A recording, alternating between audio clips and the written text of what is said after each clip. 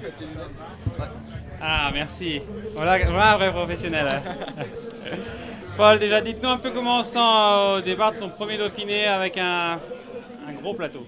Ah, c'est incroyable, ouais, c'est un sentiment fou.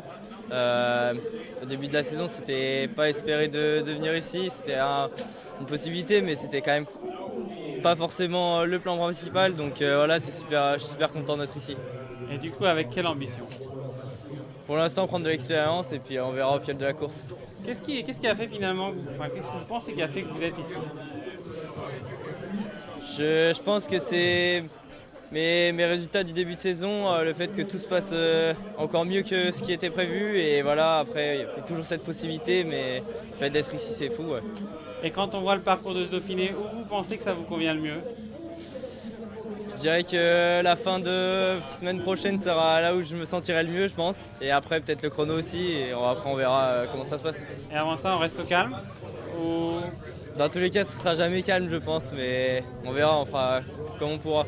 Qu'est-ce que vous en dites au directeur sportif sur aujourd'hui, ou peut-être vos coéquipiers? Parce que c'est assez indécis quand même. Alors le sprint est quand même le scénario numéro 1, je pense, mais on entend un peu de tout. Même des attaques des coureurs du classement général, c'est possible. C'est sûr que tout est possible un peu. Les parcours sont pas non plus hyper simples.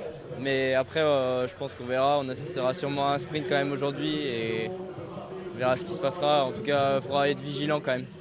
Merci beaucoup, Paul. Bonne course, bonne chance. Merci. Merci.